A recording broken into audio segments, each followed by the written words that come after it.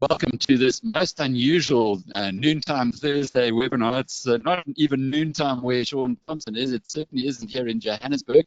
6 p.m. this evening, but Shaun, it looks beautiful where you are. I love the shirt and love the background. You now live in California. Yes, I do. I live in a place called Montecito, which is like a little village in Santa Barbara.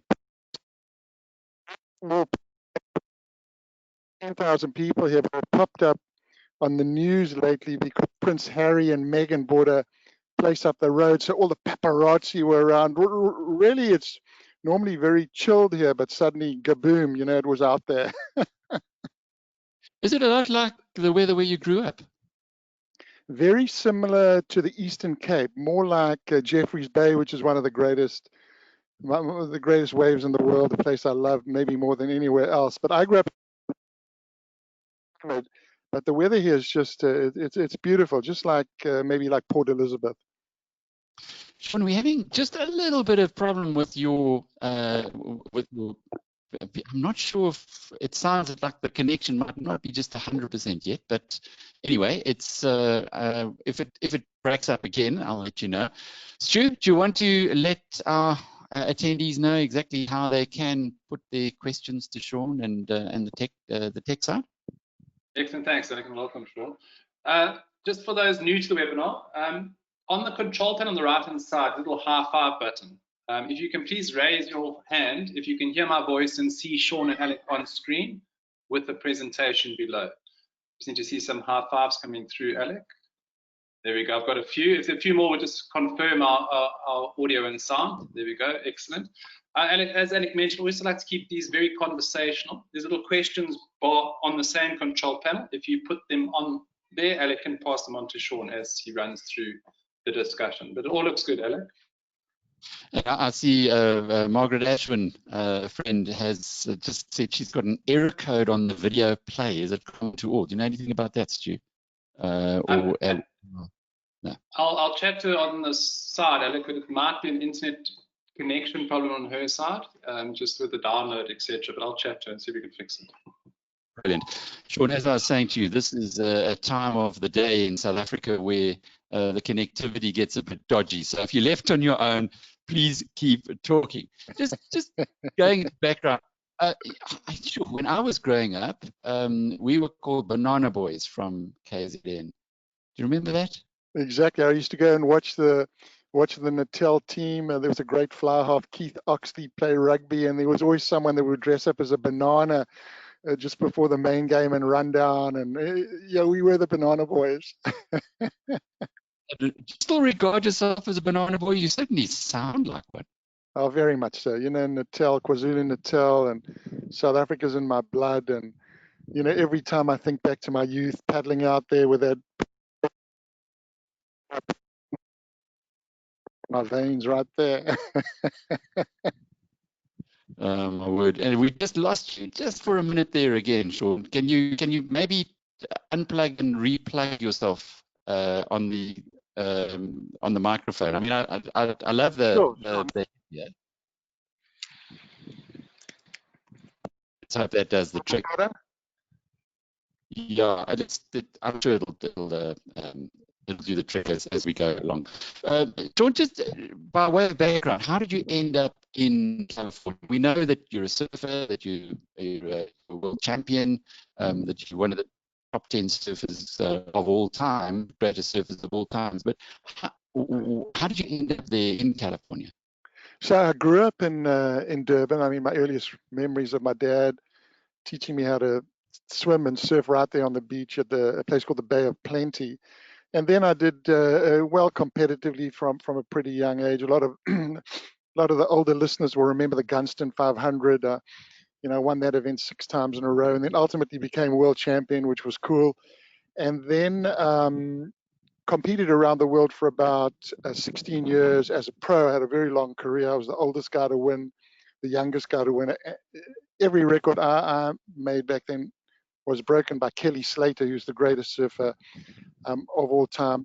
But I got involved in surfing business at quite a young age. I founded my first company in Durban called Instinct. A lot of the, anyone over 40 in South Africa knows that brand. It was a very popular brand, and we we ultimately started selling a lot of product around the world in the United States and South Africa. And the United States was really where the surf industry was based.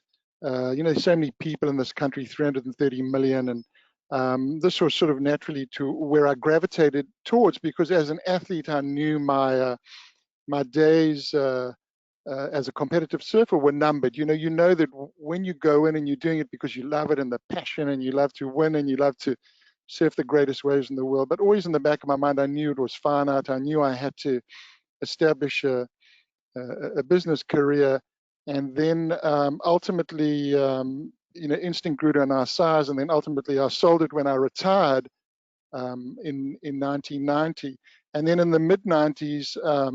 I was offered a position here. I'd always had my own companies, and I was offered a position by a very famous company called Patagonia. It wasn't really well known back then, but it's sort of a leading company in the world right now for sustainable business operations and environmentalism and getting involved in social causes.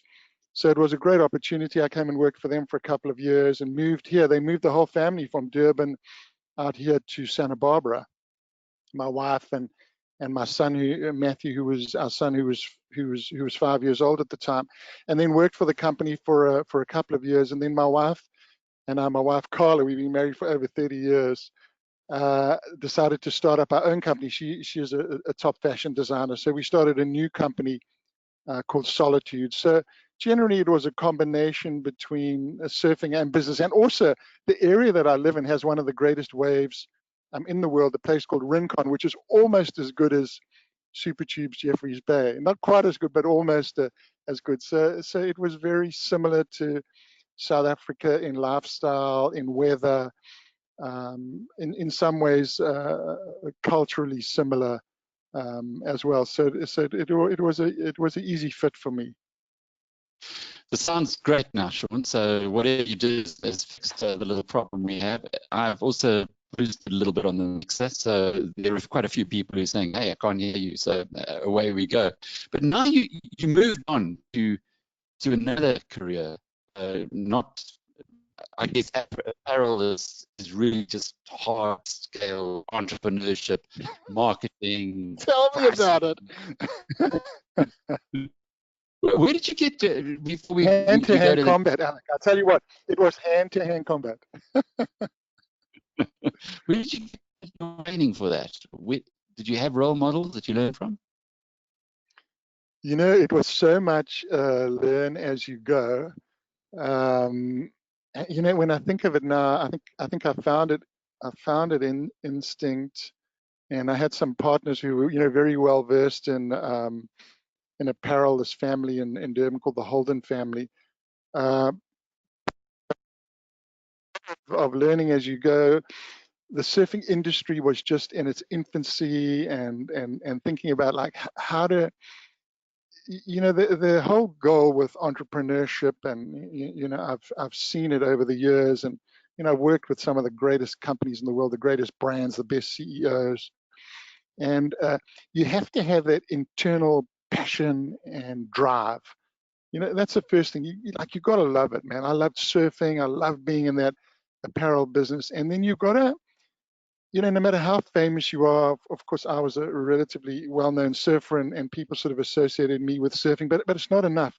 You have to have a super cool product that people can align with and can identify with. The product has to be killer. So yeah, you got to have the image and the authenticity, but you got to have a good product, and underneath that you have to have that entrepreneurial spirit and fire. So it was very much learning as you go. I mean, I was at interestingly, when I was competing, I was also at university, the same university you went to was called University of Natal, then Howard College up on the hill above Durban, now University of KwaZulu-Natal. And it was an amazing university in that it had sort of this international flavor and this international standard. And we would study this amazing management theorist who I think, and for all the budding entrepreneurs out there or people in business, I think this guy is actually the source and the font for a lot of modern creative thinking. And you read about Simon Sinek and every single dude's got his, what's the why and all this stuff. You go back to a guy called Peter Drucker. And Peter Drucker is the greatest management, I think, theorist of all times. He was like 40 years ahead of the curve. And he maintains that every single one of us needs to go through this period of self-analysis. If you're a businessman or you're a business guy, or you want to go places, and you ask 5 questions, and the very first question you ask, like, what's your mission? I think without that mission, life as an entrepreneur is going to be very, very tough. How do you decide on that mission, Shaun? How did you, from your perspective? Well, for me, I love the ocean and I loved surfing. And I knew sort of deep down that there was a possibility of creating a career out of it. And in those days, there was no such thing as a pro surfer. No one made money from going surfing. I mean, a sponsorship back then was a free pair of board shorts, or maybe a block of wax, or maybe a, there was just no money in it. But I always believed that it was possible to make a career out of it. And then I had a great mentor, competitor, cousin, my cousin Michael. Now, Michael and I started surfing on the same day. And we were like insanely competitive with each other from day one, but very, very close to one another. And whatever I did, Michael wanted to do better. Whatever Michael did, I wanted to do better. So he started his company, Gotcha, maybe 8 months before I started Instinct. So, we were in this competitive phase. So I think it's great to surround yourself with people that have this similar passion and this drive to be successful. But passion first. So, I mean, I had decided, like, I want to make a life out of going surfing. How could I do it? The easiest way to do it, I thought, was yes, by being a successful competitor and like being the absolute best I could be in heats and trying to create a very positive image, but creating a super cool brand that has meaning and resonance. And it went all the way down with me, even to the name I chose for Instinct. I remember I was lying in a hospital bed. I had to have ear surgery, and I was out of the water for like 6 weeks. I had a whole process of thinking while I was kind of developing the name for the brand. And I just thought back to, like, what do I love the most?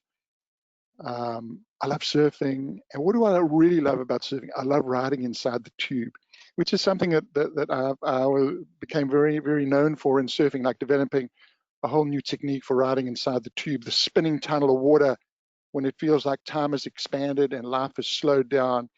And when you're surfing at your very, very best, you can bend time and space.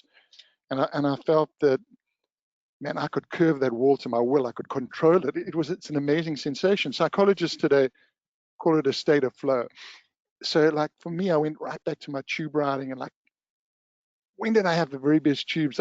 I had the best tubes when I operated on Instinct. So that's why I thought, wow, Instinct, it's such a cool name for the brand. And it really, represented the essence of what I loved and what I was passionate about. And my mission, my mission was to ride inside these tubes on Instinct. So it was very clear, it was very simple. And I think today, in this complex world we're living in, we have a tendency to de-simplify. And I think I like simplicity. And over the years, like I've had 3 waves in my life. I had my surfing wave that I rode to the best of my ability, and I never left anything on the table in a heat. In my interaction with people, I try to give everything I could, all the time, man. If I rode a wave, when I kicked out of that wave, even if it was a free surf session, I rode it the best I could. If a kid came up to me on the beach and wanted an autograph, man, I try to give him everything that I had right then, even if I had just lost that heat. You know what I mean? I just loved it. And then I went into the entrepreneurial mode with Instinct. And then my wife and I started our next company, Solitude, and working for Patagonia for a few years. I think I gave it everything. I gave it everything I had. That was my second wave. And then I lost, my wife and I lost our boy. And a lot of people know that story, but for people that don't, man, he was 15 and a half years old. Matthew, his name meant gift from God, and it destroyed us. And I had to reevaluate my whole life, and my wife did, and we had to reevaluate our path. And you saw me at the Discovery Leadership Summit, which was maybe a year after we had lost our son.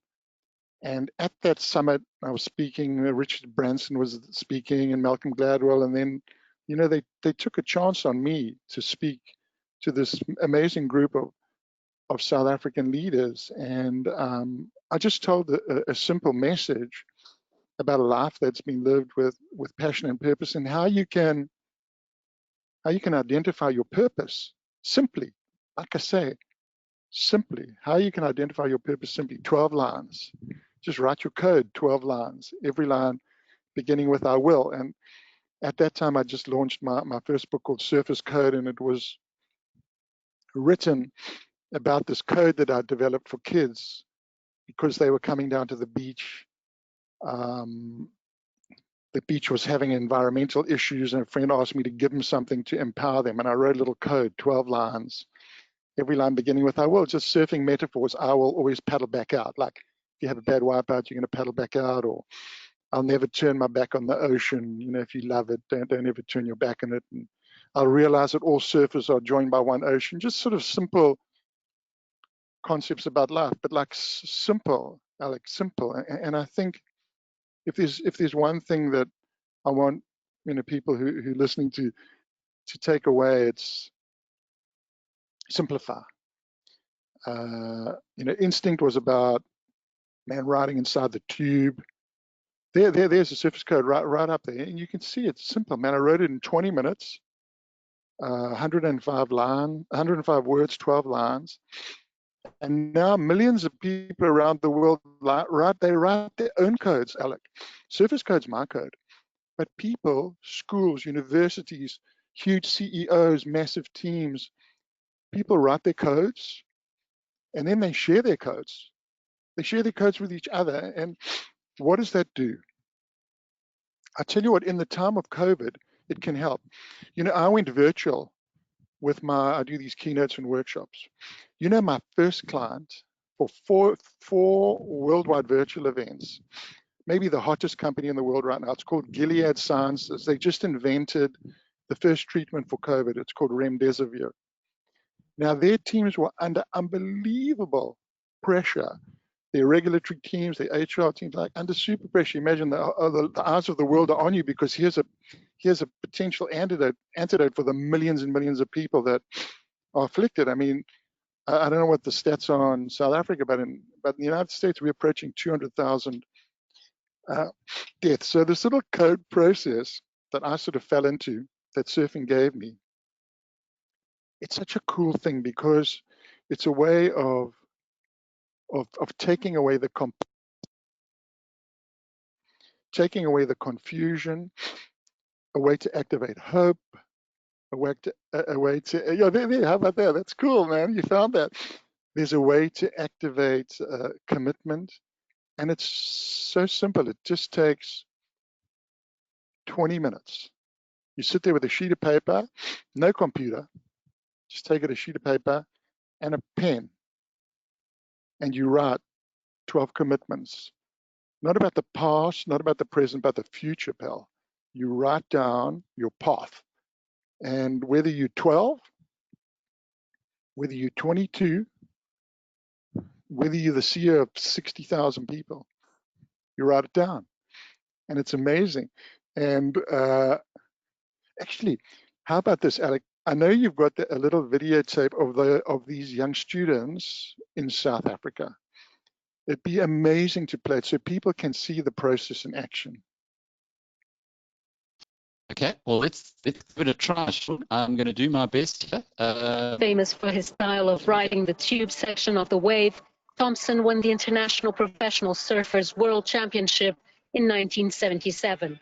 Considered one of the 10 greatest surfers of all time, he now inspires others to follow his paddle.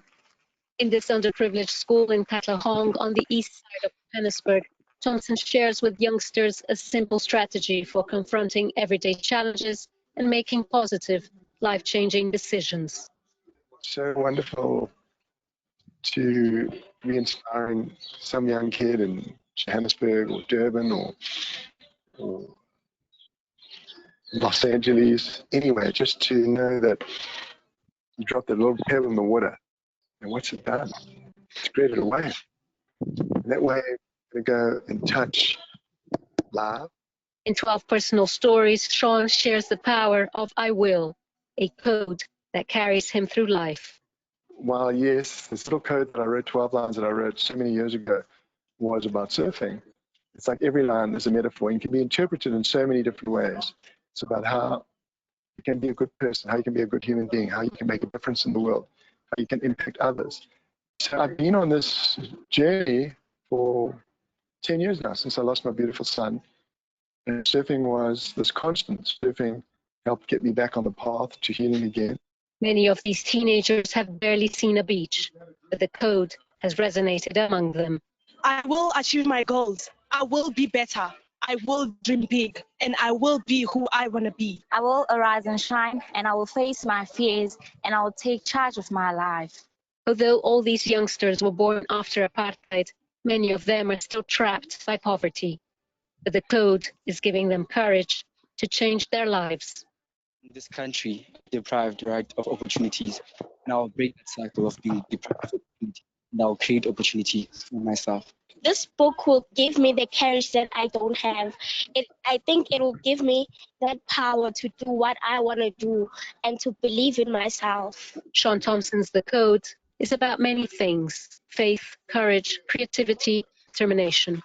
But above all, it's about promises we make to ourselves, about the future, and to turn hope into action.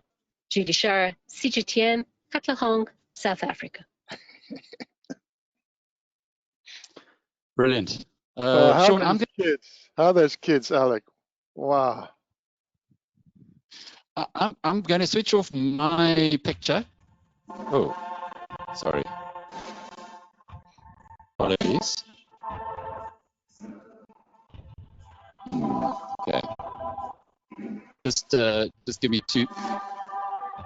There we go. Okay. Nice music. They're incredible, Shaun. Do you do that often? Do you come to South Africa often to talk to young kids? I try to get there about every 2 years, and what I do, which is super cool, is well, I think it's cool, is obviously you get a corporate like Liberty funded this whole school tour. I don't know how many, maybe 60,000 students, 35 schools. We did a whole lot of stuff, and then the following year I came back and did one with the Ballito Bay Quadricuza municipality, and we got some corporate sponsors as well. So, and then I go and speak to the organizations, the corporates as well. So the businesses, get the teams fired up, re-energized, help the teams focused and recommit. And then I do the schools as well. So sort of everyone wins. It's a way that business can help communities, and I love doing it. I love coming back to the homeland. And I got to tell you, Alec, when I first started doing it a few years back, I was a bit nervous when I was going to go into these very, very poor schools. So, you know, like we know in South Africa, the nation is democratic, but there's still economic stratification. And the very poor schools are black kids. And I'm going, how's one of these young students that's never seen the beach, never seen the ocean, knows nothing about surfing, of course, has never heard of Shaun Tomson, the surfer dude. You know, how are they going to respond to the message? Are they going to see me as perhaps a representative of apartheid and the old regime? So I was a bit nervous, you know, like when that woman did the that TV segment for China Global Television, I told them, man, I'm really nervous. I don't know how because one of my first events, how the kids are going to respond. But the kids were so stoked, and it's wonderful that kids, students, they don't see color. You know what they see? They see your spirit. They see who you are as a person. There's no like pretense and BS with a kid. They see straight into your soul. And it was just like, for me, I was so empowered and inspired to get that wonderful reaction from the kids. And there's a commonality there, whether it's Michael House or Hilton, or it's Oklanga School, first black school in Africa. I went there when Nelson Mandela voted in 1994. That was an amazing experience. I went to Kwelika School in KwaZulu-Natal. The principal of 1,600 students, Ernest Bongani Nkosi, I met him when he was helping work in the garden when he was 10 years old, and helped him through school and university, and then going to his school and talking at his school and connecting with him. You know, I had these experiences with schools in South Africa that were mind blowing, that will stick with me forever. Meeting some of these principals.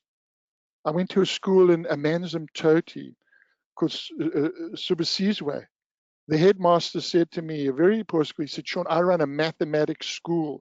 Every single student in my school studies mathematics. His name was Mr. Comer, I remember. And he shows me through the hall there, and he's got pictures from the front page of the Daily News. This student's got 8 distinctions for matric. This one's got a free ride to study nuclear physics. I mean, like out of nothing, these amazing teachers.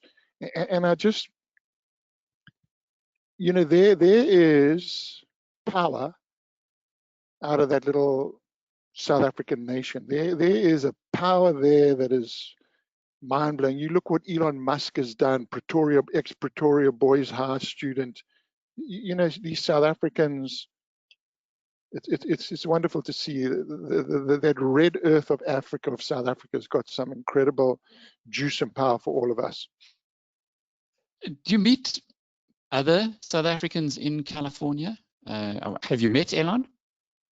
No, you know, I haven't met him. I would love to meet him. I think he's an amazing guy. But I do meet I meet a lot of South Africans. I was standing yesterday in our local store, and a guy came up to me and said, "Wow, you're Shaun Tomson," and he was standing behind me, and I heard him say, "I don't know," and I turned around. I knew it was a South African. I don't know, and oh, Shaun, you know. So I meet South Africans, and South Africans have done very, very well, I think, in America, because, you know, we have that scrappy, entrepreneurial, like take no prisoners attitude. You know, we born with it. It comes from that sports crazy culture and the connectivity to nature, respect for nature, and the sort of the multi-ethnicity. You know, I remember when I grew up in Durban, you got Muslim, Hindu, Jew, African, white, Afrikaner. You know, everyone's like together in such an amazing mix of cultures. And yes, I know South Africans going through some tremendous problems right now. but for everyone, you know, there's hope. I think back to when my wife and I lost our beautiful son, and It was like the light had gone out. But shortly before he died, he read me this amazing essay that he'd written for school, my son. And in it, he wrote these words. It was an essay about surfing and about riding inside the tube.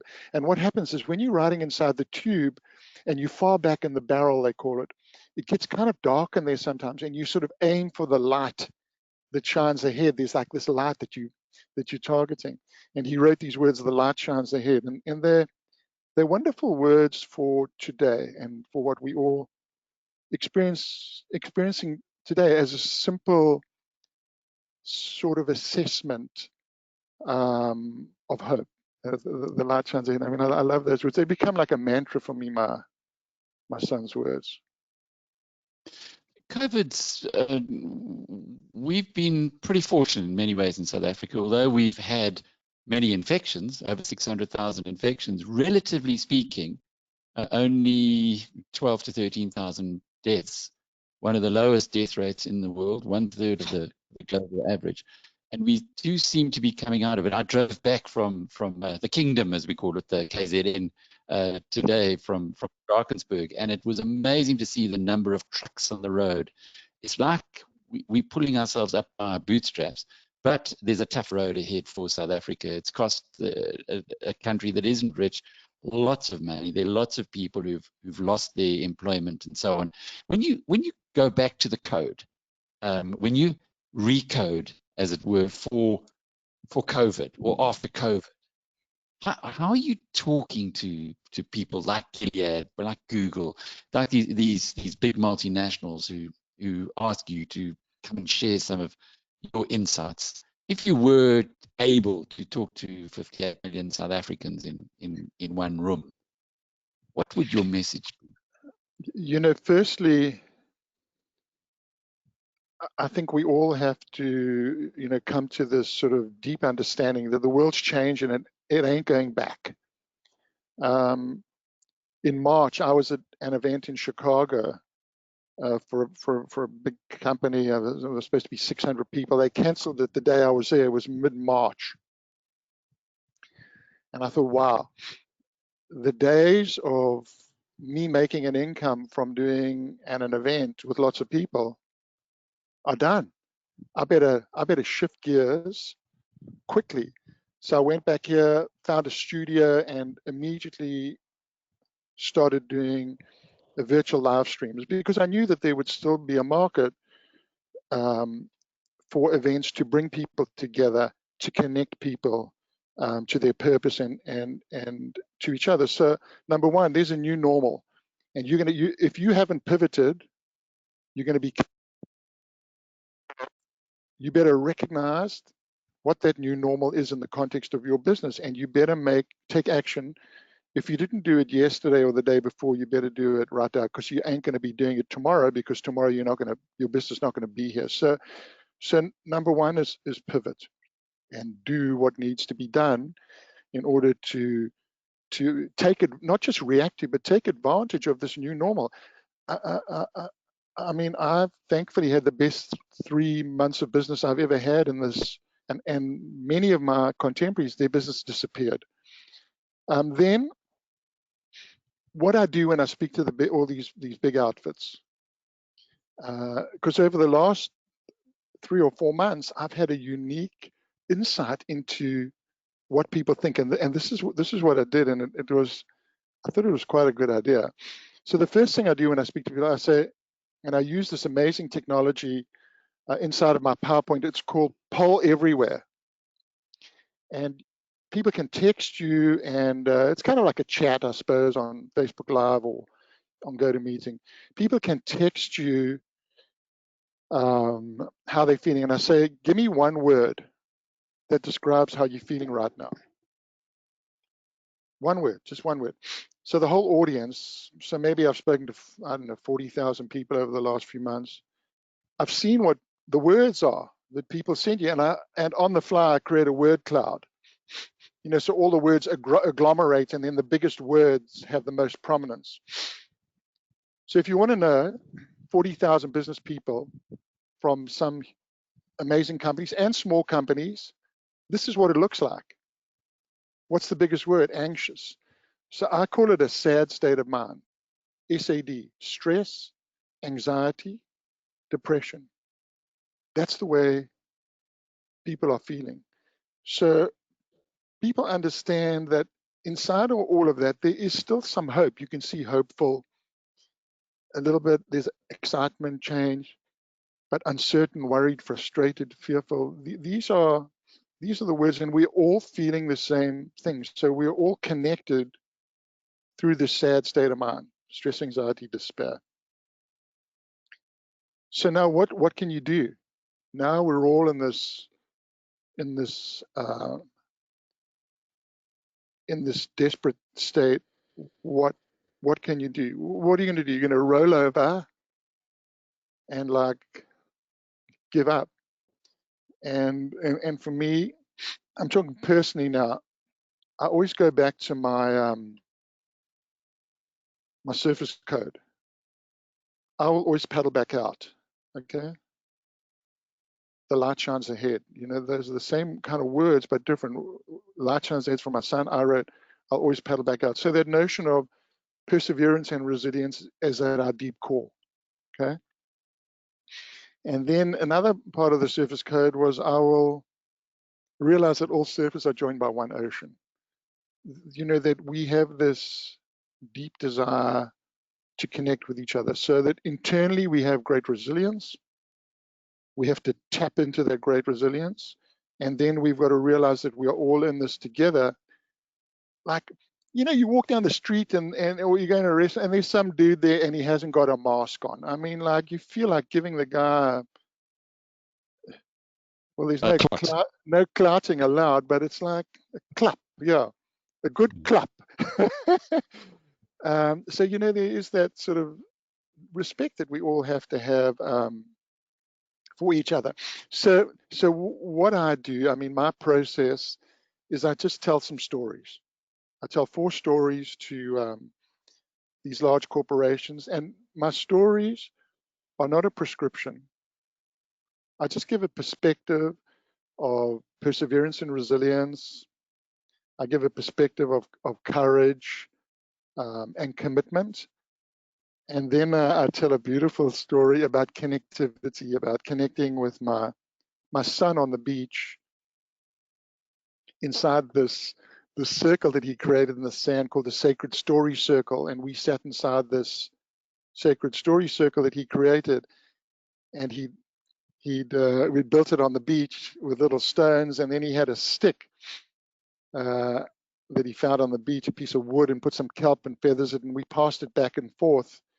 And we called it, he called it a sacred story stick. And he said, whoever's got the stick tells the story. And we passed it back and forth, just the 2 of us on the beach. I've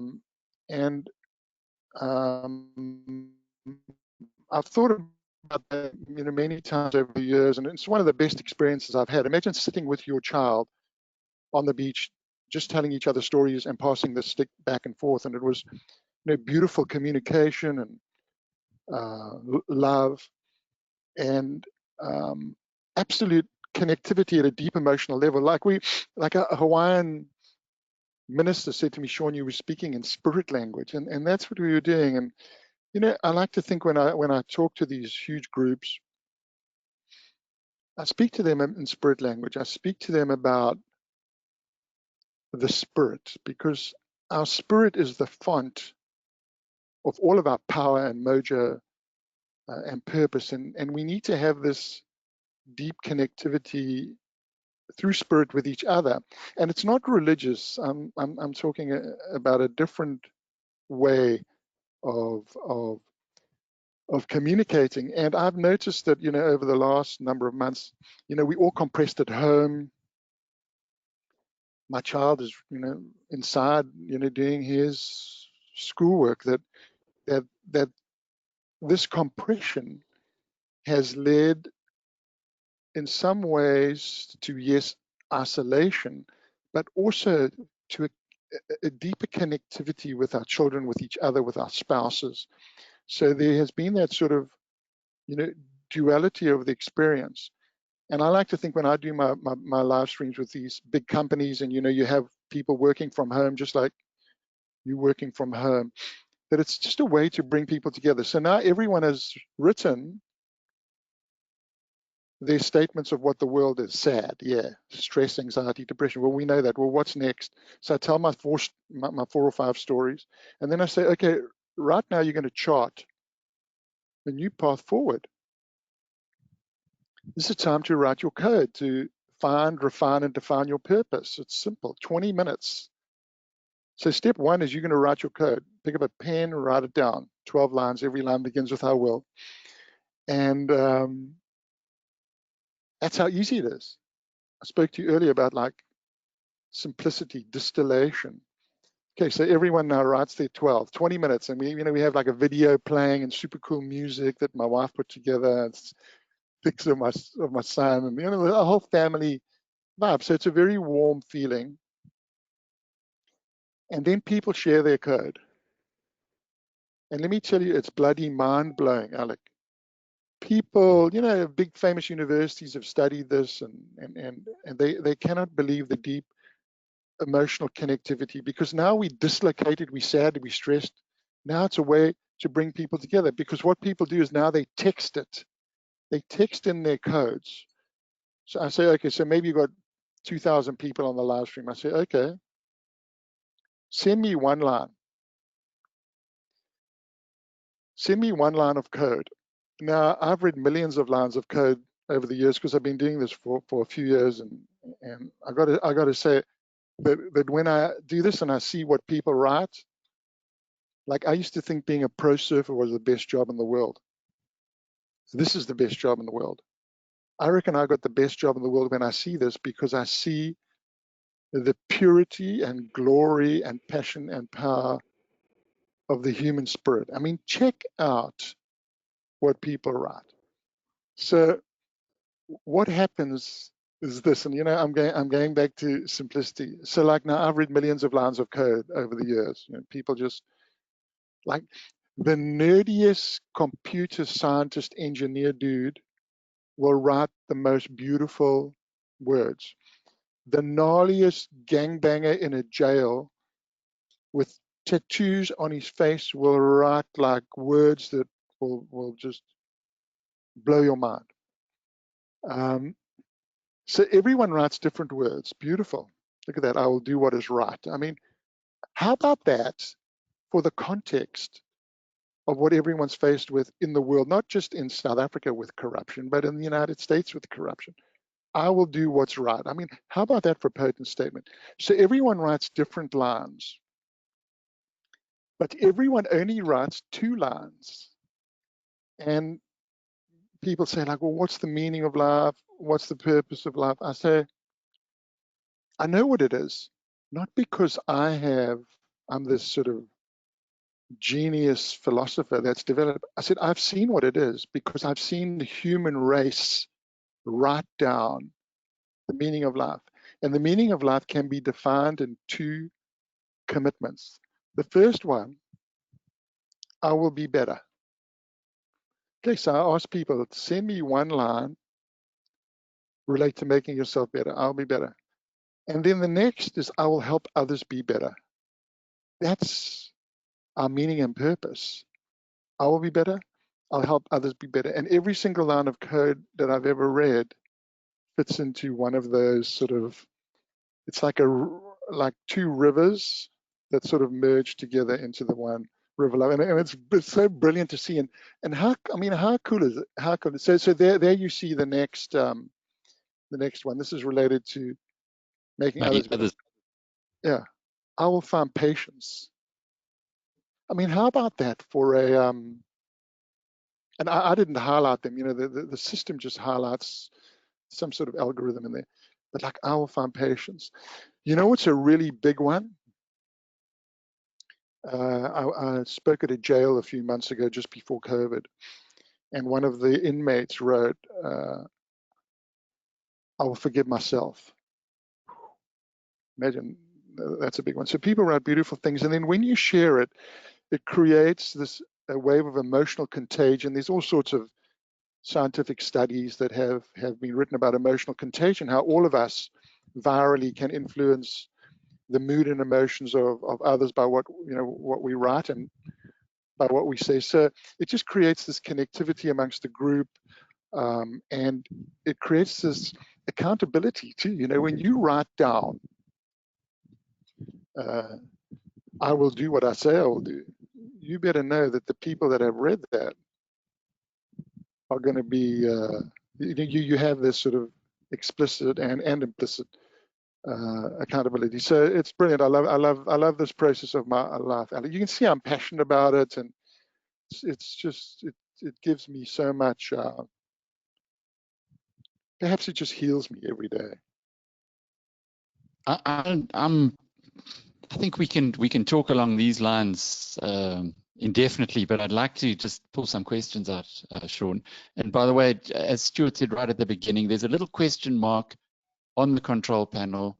Just type in the question, and I'll pose it to Shaun for you. Gerard Cook rather asks, have you surfed Kelly Slater's surf ranch? Yes. So for the listeners out there that don't know what it is, Kelly Slater, greatest surfer of all time, developed this artificial, or rather man-made wave in the middle of the California agricultural zone. And it's this incredible wave that goes for about 700 meters. It's a perfect wave. And I have surfed it. It was incredibly challenging, but amazing technology. It's about a $30 million project. And it was just wonderful and kind of surreal to see this wave in the middle of the wheatlands. Many years ago, Sol Kerzner was opening the Lost City, and he said, Shaun, I want you, and he had a wave machine there. He said, Shaun, I want you to open the Lost City.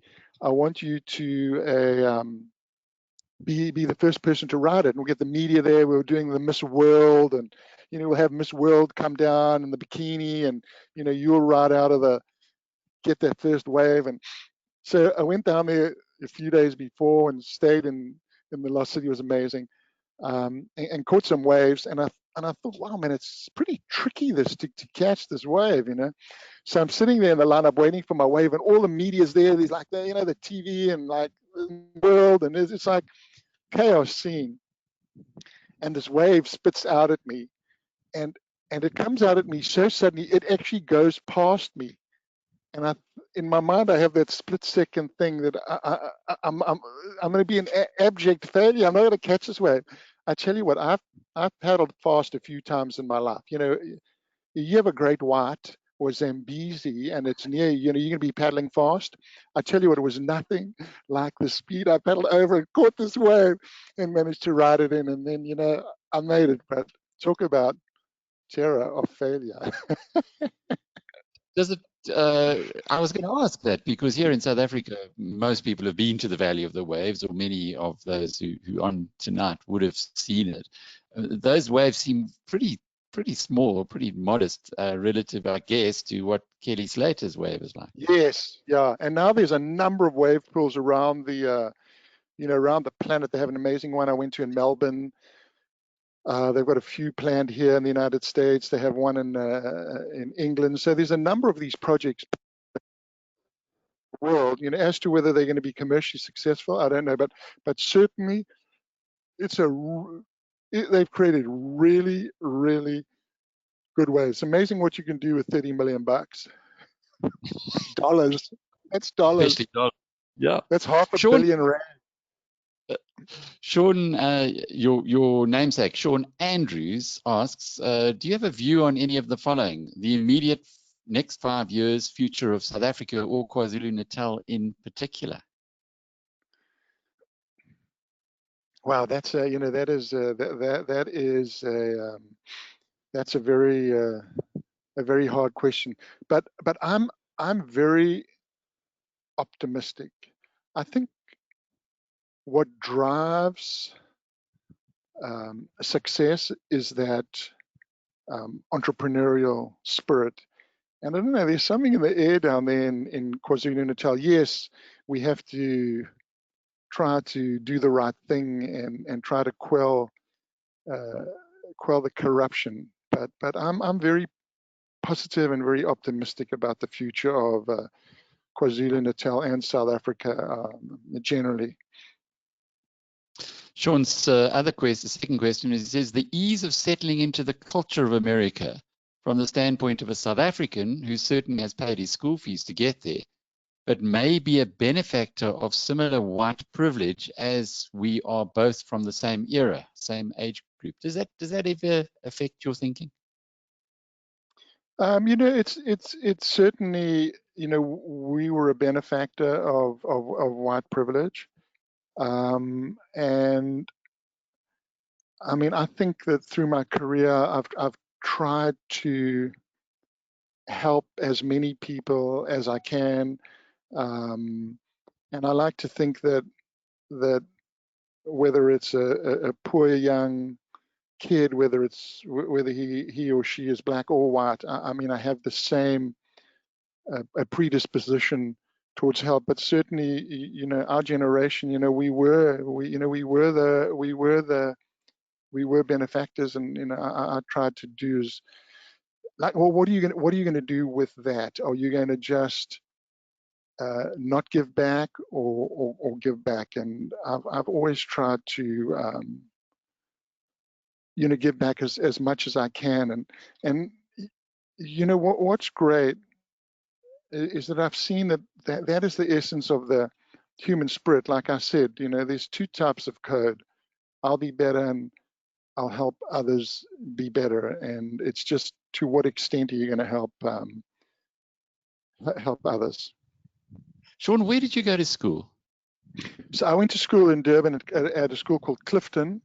And then I went to a school called Carmel College, which is not there anymore. It was up right near the university. Then I went to University of KwaZulu-Natal. I spent a few years there. I actually, while I was on the tour in '77, gunning for the world title, I'd enrolled in UNISA at the time. You know how hard that was. But talk about an institution that was ahead of the curve, UNISA. And then about 4 or 5 years ago, I went back to graduate school here in the United States to a famous university called Northeastern.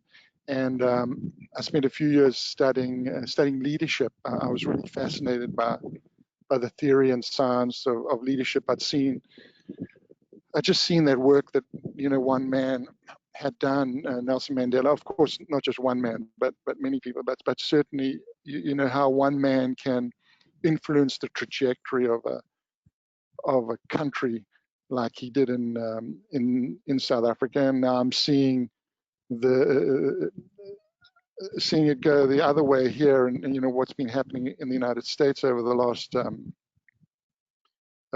few years. But we all have this power and influence as in our companies, certainly in our families. All of us are moms and dads, are leaders with our friends. It's a fascinating theory of how you can inspire and influence others in order to achieve a shared goal. That's kind of the succinct definition of what I study, and I put into practice every day, man. I put into practice every day.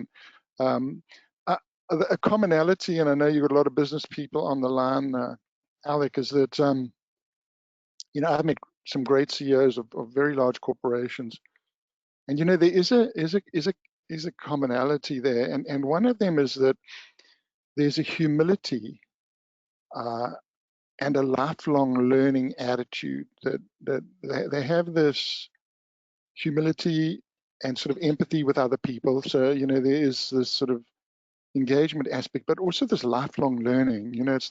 It's so cool to continually challenge yourself and be this lifelong learner. And now today, not having income is not, it ain't an excuse anymore, because they have these open university courses, these MOOCs with United Nations, Coursera. There's all sorts of incredible courses available free for someone that wants to uplift All they need is the bloody drive, the power. And when I do these huge events with students at very poor schools, amazing schools, whether it's Michael House, Hilton, and I get students to chant, "I will equals power. I will equals power. I will," and it's so, and you just hear these auditoriums and these lecture halls, they just resonate with this simple equation. It's lovely. Hunty Kruger says, greetings from Amanzim Toti. And she says, Oh, awesome. I promise you, I will do what is right. Isn't that lovely? Bernd Julicher. Okay, so that guy in Toti, tell him to connect. In Toti, there's a school, Super Seasway School, Mr. Como. Reach out and see if you can help that amazing headmaster in his mission to run his mathematics school. I'm tasking you with that. Hunty, you've got, I think it's a she. Shaun's given you a task. Bernd Julicher asks, do you still surf daily? No, I don't surf daily anymore, unfortunately. I don't. This is my son here. Come and say hi. This is my beautiful boy Luke. He just had his 11th birthday. So I don't surf daily, but I still love to surf, and the surf's not super consistent here like it is in South Africa. But one of the things I wrote on my surfer's code, which is quite funny, was I will catch a wave every day, even in my mind. Sharon Emmerich asks, hey Shaun, great memories of watching you in the 70s at Bay, Gunston 500. Peter Jones says, do you feel at home in California like you did in South Africa? You know, it's different. The feeling of home, I mean, I feel at home here, but when you think about roots, and I think about, you know, I just close my eyes and I think about that blood red sun rising up through that Indian Ocean and that beautiful land breeze in the morning and wintertime that blew on the Natal coast from April through to July. It's like, I don't think I'll ever have that sense of having my feet that deep into the ground. There's no such thing as an ex-South African. We spent 3 years in London, and I kept hearing from people who were saying, "Oh, you're an ex-South African." I said, "No. Well, we were only there temporarily, but there is no such thing as an ex-South African. No.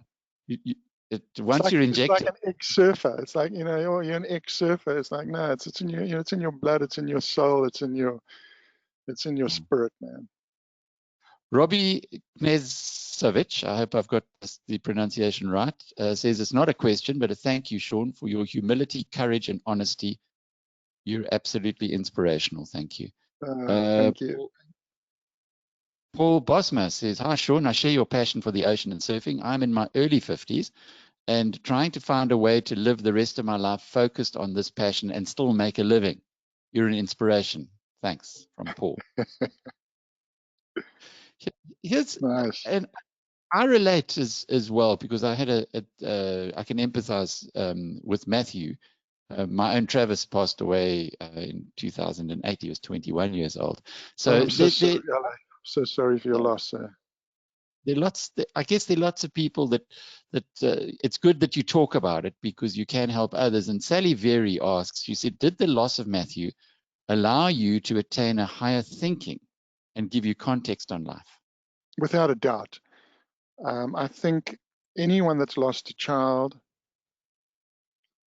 that suffering scars you, but also it forces you to think about life differently and to really commit to what's important.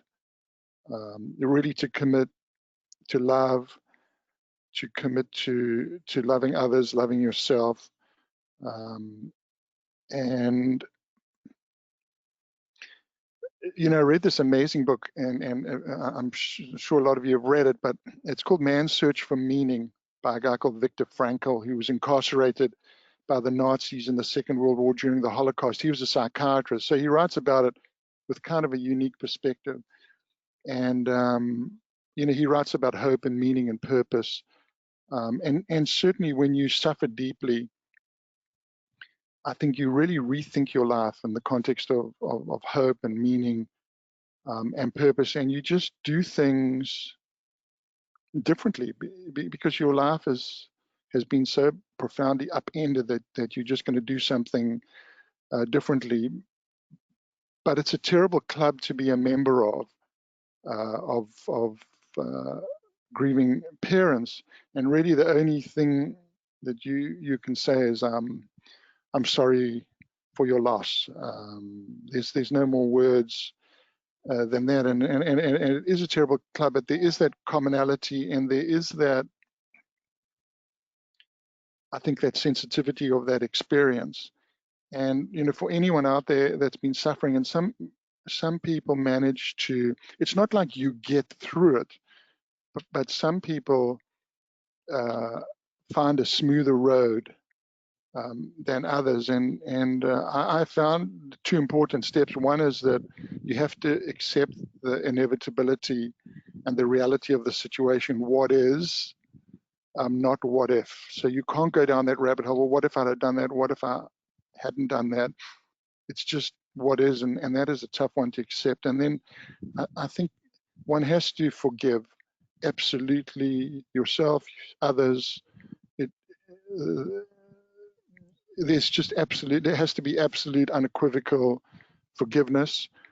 And then for me, my mantra, and everyone might have a different one, those words I told you about that Matthew said to me, the light shines ahead, and that keeps me going, and helping others too. Like helping others is most probably the best antidote and salve for grief and suffering. You help others, it just like helps you so much. So within helping others, there's this amazing psychic benefit. There's also a wonderful author called Elizabeth Kubler-Ross, for those who are going through the same thing, who helped certainly many people, myself included. Anyway, let's keep going, because there are lots of questions and we've just kind of run out of time, but I'm sure you'll indulge us just for a little longer, Shaun. Oh, no, I'm fine. Yeah. No problem. I'm clear. Right. Well, Johan Skors says, Shaun, do you think tourism can be a solution for South African employment? What do you suggest we do to get more Americans to visit South Africa? I think that is that is a great idea, and I know that South Africa has so much to offer. And yes, everyone knows about Cape Town, everyone knows about Kruger and the parks, but then you have this whole coastlines, north and south. The East Coast, all the way, that whole Knysna area, the Transkei, to cater to these eco-minded tourists that want to experience something that is not glitzy and super duper like the Bahamas or Miami, but wants the sort of eco-African experience, but still wants a relative luxury. I think there's massive opportunity, certainly along that whole East Coast, all the way from Cape Town, all the way up to the Mozambique border, and the West Coast as well. I mean, South Africa has this amazing opportunity. The thing with tourists, they want to be getting value, they want to have an amazing lifestyle experience, and they want to have safety. So, those are I think those are the issues that certainly have to be dealt with. But any time that anyone in South Africa needs any help on promoting South Africa as a tourist destination, of course, I'm the biggest fan. And any help you need is maybe there's something that I could do to help, because it can be an incredible engine tourism can be this mind-blowing engine to uplift. Absolutely transformative, and I'm sure the guys at Brand South Africa, who've had issues of their own recently, will be hearing this and knocking on your door, Shaun. Michael Pampalus says, "What's the best book that you've ever read?" I know you've written two, but what's the best book you've read?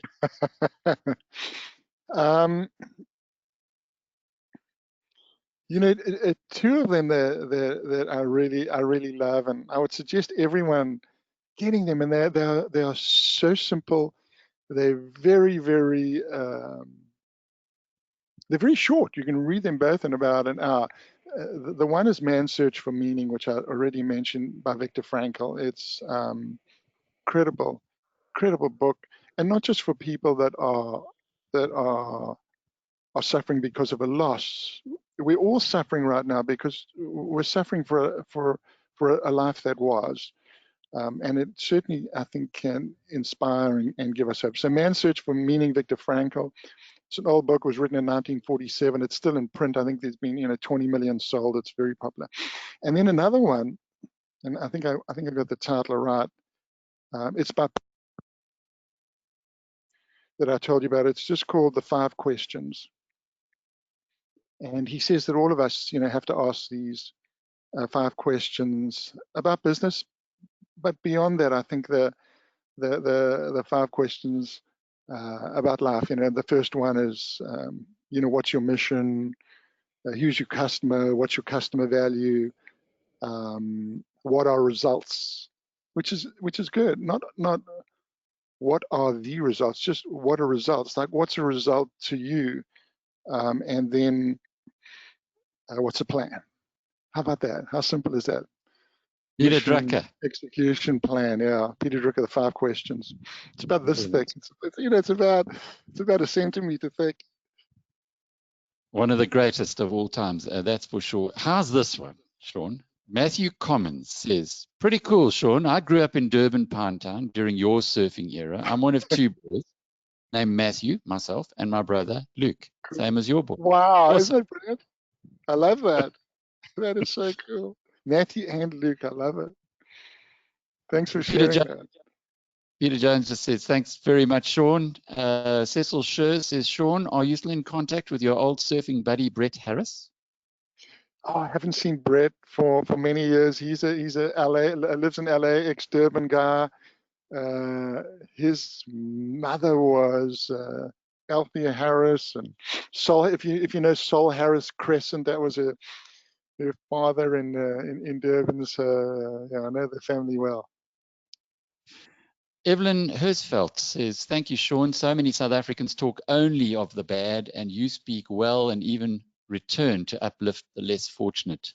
Thank you." You see, people do notice. We're quite an extraordinary country. But Mark Westenford's got a tough one. He says, "Would you ever move back to KZN?"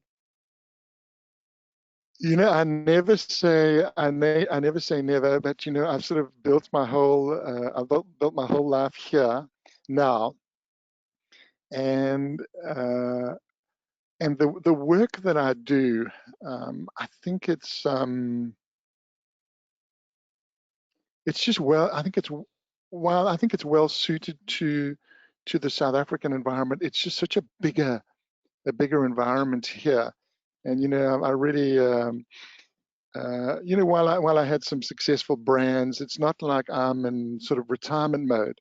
And even if I was in retirement mode, I think I'd still be pushing, quite hard. And this is sort of where I need to be from an economic perspective. I'm releasing, working on a new book right now, which is pretty cool. We signed a publishing deal yesterday. It's called, and it's the first time I've actually spoken about it, but it's called The Surfer and the Sage. And I'm working with a philosopher poet. He's a very well known guy over here, and we're just bringing out this simple guide for dealing with the waves of life. And it's exciting to be embarking on another new project. I like this sort of continual challenge. It's pretty cool. When are we going to see that book? Well, we haven't finished it, so we're talking about a 2021 launch, and it's exciting to be like looking at another new project. Catherine Nathan says, thank you for your wisdom and humility, Shaun. I feel like I can and will make a big change, even at the age of 67, and draw encouragement from you. Kate Love M. it. Love it. Uh, Yeah. You know, I John think this whole age thing, it's so funny when I chat with Carla, my wife, and Luke, I say, and you know, I'm doing something which I really enjoy. I say, man, I'm enjoying my youth. And my son said, youth, you haven't got any youth left. I said, I have got a lot of youth left. So 67, you know, I think today, it's not about the numbers. It's about how, you know, how you feel about your attitude, about your mojo, about your spirit. And you know, that's our decision. That's our fundamental decision. When you read the Viktor Frankl book, you can read that, you know, our fundamental decision in life is about how we deal with love. You know, which road are you going to travel on? Are you going to travel on the road of hope, or are you going to travel on the road of despair? That is our attitude to circumstances, is our absolute decision. I'm so glad you brought that book up. It really is a book for the times, isn't it, to Viktor Frankl? Because so much. what he saw and how few of them survived, and those who survived had hope. They had something to hope for. Brilliant book. So glad you brought that up. John Brandon Bloch says, Shaun, you're a true mensch. Well done. I love it, mensch. That's like, it doesn't get better than that. Thank you very much for that. That's beautiful. Heinrich Stein says, thank you for being such an inspiration. I will do the right. I will do the right. It's such a powerful mantra to live by, from a fellow surfer on the West Coast of Cape Town. Wasn't it too cold to surf on the West Coast? They have some amazing surf. They discovered a wave in Namibia that's one of the greatest waves in the world, a place called Skeleton Bay or Donkey Bay. So there's all sorts of surf up there on the West Coast. Hunty Kruger says, I love this, every moment of it. I'll listen again to the recording. We forget so often how many special people found themselves here in South Africa. We should keep going, forgive, and live meaningful lives, making the right choices. Shaun in the Sea is proof of that. And that's Hunty from Amanda Toti, who he's going to go and see your headmaster. Neil Baker says, I remember the Gunston 500 and our PE Gavin Rudolph competing. Amazing surfer. He won the first Gunston 500 in 1969 when he was 17 years old, I think, 17 or 18. Amazing surfer. First South African surfer to win an international pro event in Hawaii. I was there on the beach watching in 1971. Was he one of your role models? Yeah, he was like, I used to really compete against him hard. So certainly someone that stimulated me, and certainly someone that, you know, I aspired to be better than. He was an amazing surfer. We've now come to, well, an hour and 15 minutes, so we're closing off now, but with one final comment from Tammy Calvari, who says, Tammy Rubenenko Calvari here, big fan, as you know. Knew you and your family since I was 4 years old, and remember the night you came to work, champ. Your dad running up and down the passage with excitement. My question, what do you see as your biggest failure, and what do you see as your biggest accomplishment? Wow.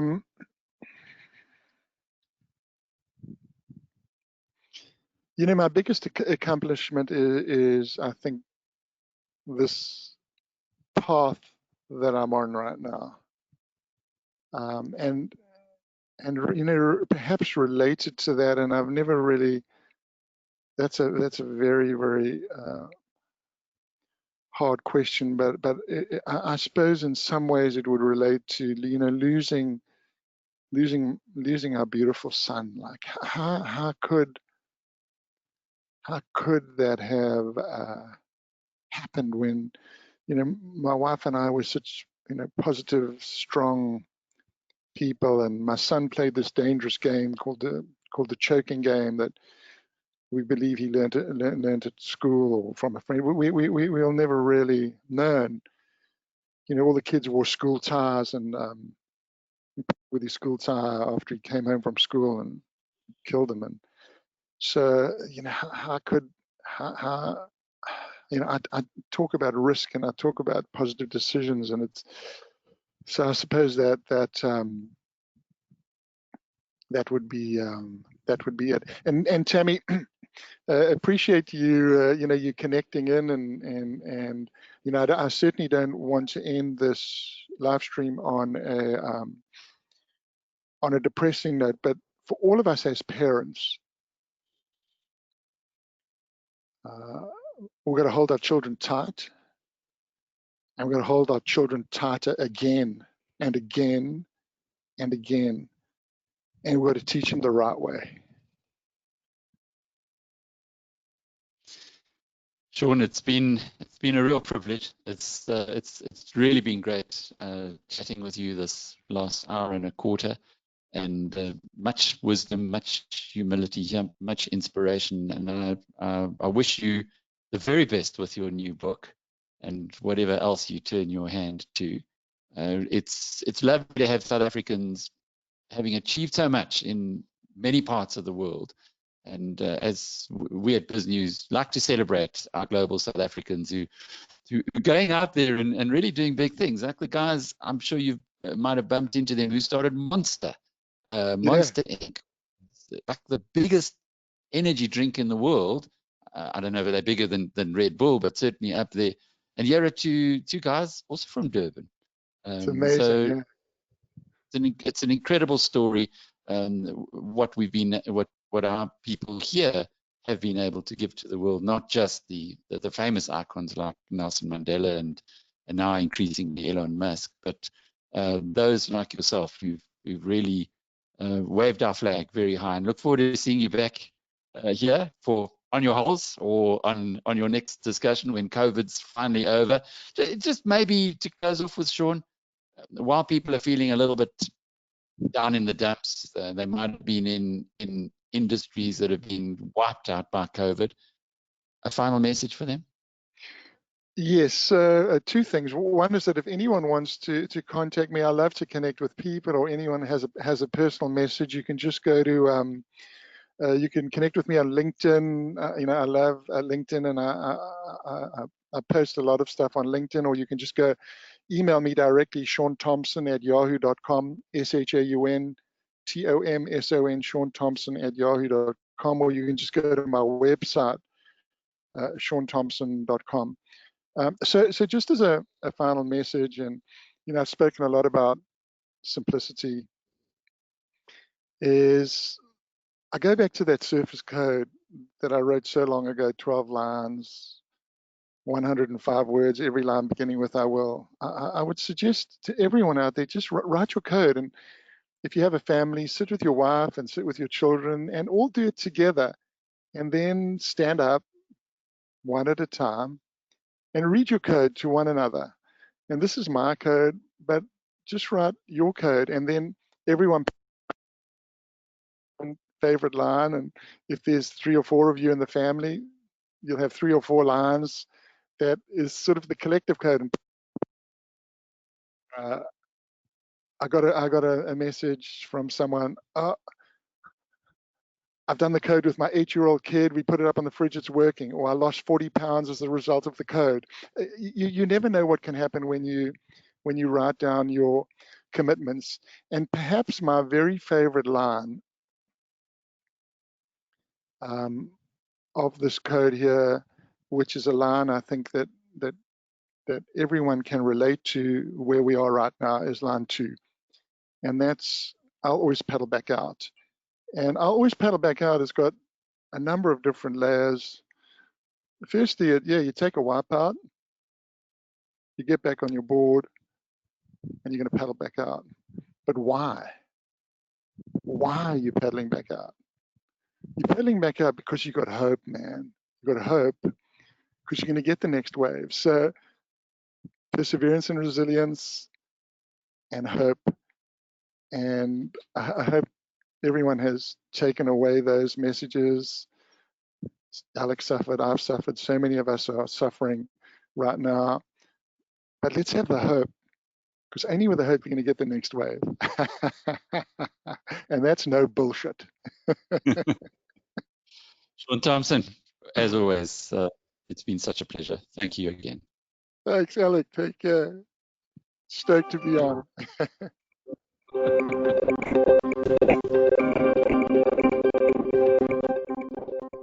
Before we go, Stuart, we have recorded this. Where can those who might have missed part of it pick it up? Excellent, thanks, Alec, and thanks, Shaun. A very interesting and moving conversation. Alec, I put the YouTube channel link on the chat bar, which is on the same control panel, just under the questions bar. So if you click through there, you can just sign up and we'll get it up hopefully in the next few hours, just as we process it. But yeah, on the BizNews YouTube channel, Alec. Thank you, Stu. Thanks as well, Shaun Tomson. Thanks to the hundreds of people who were actually on the webinar tonight. It's an unusual time. But in California, it's only 9 a.m., as you saw from those beautiful pictures. Look forward to being back in your company again soon from Alec Hogg and the BizNews team. Till the next time, cheerio.